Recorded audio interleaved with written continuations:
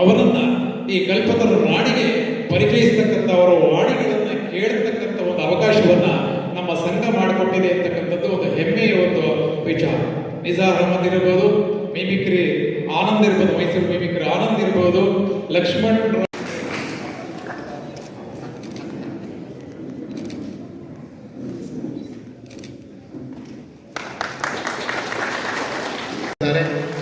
ಅವರದೇ ಆದಂತಹ ತಂಡ ಅಂತಲೇ ಏನಿಲ್ಲ, ಎಲ್ಲ ತಂಡಗಳ ಜೊತೆ ಭಾಗವಹಿಸಿ ಹಾಸ್ಯವನ್ನು ನೀಡ್ತಕ್ಕಂಥದ್ರಲ್ಲಿ ತಮ್ಮ ಕೌಶಲ್ಯವನ್ನು ಕೊಟ್ಟಿರ್ತಕ್ಕಂಥ ಕೊಡುಗೆ ರಿಚರ್ಡ್ ಲೂಯಿಸ್ ರವರಿಗೆ ಸೇರುತ್ತೆ ಅನ್ನೋ ಮಾತುಗಳನ್ನು ಹೇಳಲಿಕ್ಕೆ ಇಷ್ಟಪಡ್ತೇನೆ.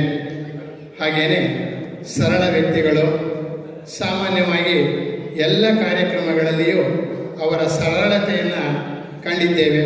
ಇಂಥ ಒಬ್ಬ ಖ್ಯಾತ ಹಾಸ್ಯ ಸಾಹಿತಿಯನ್ನು ತಿಪಟೂರಿನಲ್ಲಿ ಸನ್ಮಾನಿಸ್ತಾ ಇರ್ತಕ್ಕಂಥದ್ದು ನಿಜಕ್ಕೂ ನಮ್ಮೆಲ್ಲ. ಕನ್ನಡ ಸಾಹಿತ್ಯ, ಕನ್ನಡ ಸಿನಿಮಾನ ಡೈಲಾಗ್ ಬರೀತಾನೆ, ನಾಟಕ ಆಡ್ತಾನೆ, ಹಾಸ್ಯ ಮಾಡ್ತಾನೆ.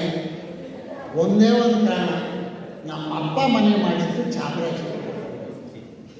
ಬಹುಶಃ ನಮ್ಮ ಅಪ್ಪ ಕೋರ್ಸ್ ಪಾರ್ಕಲ್ಲಿ ಮನೆ ಮಾಡಿದ್ದಿದ್ರೆ ಬಲ್ಗಿವಿ ವಾಲೆ ಹಾಕೊಂಡು ಹಾಯ್ ಬ್ರೋ ಅವರು ಅಂದ್ಕೊಂಡಿರ್ತಿದ್ದೆ ಅಂತ. ಅಂದರೆ ನೀವು ಯಾವ ವಾತಾವರಣದಲ್ಲಿ ಬೆಳೀತೀರೋ ಅದು ನಿಮ್ಮ ಮೇಲೆ ಪರಿಣಾಮ. ನಿಮಿಷ ಹಂಗೆ ಕೂತಿರಿ. ಸರ್ ಹಂಗೆ ಕೂತ್ಕೊಳ್ಳಿ ಮೇಡಮ್, ಹಂಗೆ ಸರ್ ಹಂಗೆ. ಹಾಂ ಹಾಗೆ.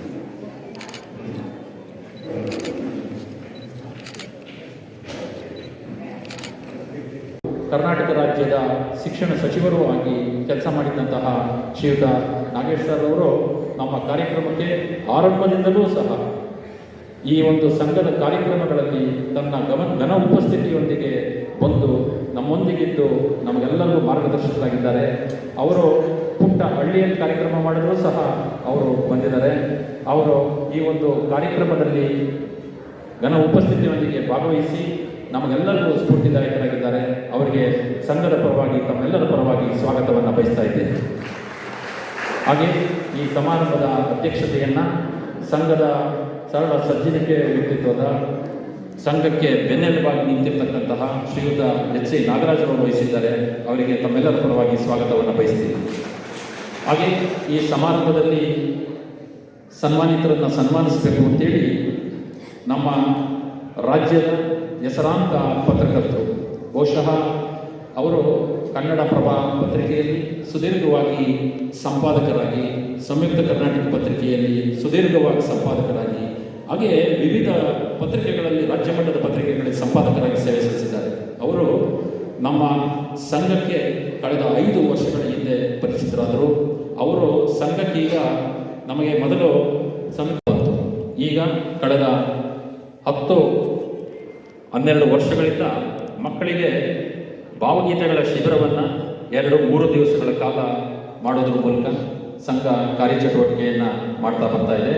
ಮತ್ತು ಎಲ್ಲದಕ್ಕಿಂತ ಹೆಚ್ಚಾಗಿ ಕನ್ನಡ ಸಾರಸ್ವತ ಲೋಕದ ದಿಗ್ಗಜ ಕವಿಗಳನ್ನು ನಮ್ಮೂರಿಗೆ ಕರೆಸಿ ಅವರನ್ನು ಮಕ್ಕಳಿಗೆ, ನಮ್ಮ ಊರಿಗೆ ಅವರನ್ನು ತೋರಿಸ್ತಕ್ಕಂತಹ, ಪರಿಚಯಿಸ್ತಕ್ಕಂತಹ ಒಂದು ವೇದಿಕೆಯಾಗಿ ಕೆಲಸ ಮಾಡ್ತಾ ಇದ್ದೀವಿ. ಕನ್ನಡದ ನಿತ್ಯೋತ್ಸವ ಕವಿ ನಿಸಾರ್ ಅಹಮದ್ರಿಂದ ಹಿಡಿದು ನಾ ಡಿಸೋಜ, ಎಂ.ಎನ್. ವ್ಯಾಸರಾವ್, ಲಕ್ಷ್ಮಣರಾವ್, ಖ್ಯಾತ ಕವಿ ಎಚ್.ಎಸ್. ವೆಂಕಟೇಶ ಮೂರ್ತಿ, ಡುಂಡೀರಾಜ್, ಹೀಗೆ ಅನೇಕ ಜನ ನಮ್ಮ ಸಾಹಿತ್ಯ ಲೋಕದ ಕವಿಗಳನ್ನು ಕರೆಸ್ತಕ್ಕಂಥ ಕೆಲಸವನ್ನು ಮಾಡಿದ್ದೀವಿ. ಜೊತೆಗೆ ನಮ್ಮ ಮಾಧ್ಯಮ ಕ್ಷೇತ್ರದಲ್ಲಿ ಬಹಳ ಮೇಲು ಪತ್ರಕರ್ತರಾಗಿ ಸೇವೆ ಸಲ್ಲಿಸಿರ್ತಕ್ಕಂಥವ್ರನ್ನ ಈ ಒಂದು ವೇದಿಕೆಗೆ ಕರೆಸಿ ಅವರಿಂದ ಒಂದು ಸಂದೇಶಗಳನ್ನು ಮಕ್ಕಳಿಗೆ ಕೊಡಿಸ್ತಕ್ಕಂಥದ್ದು, ಮಾಧ್ಯಮ ಲೋಕದ ಬಗ್ಗೆ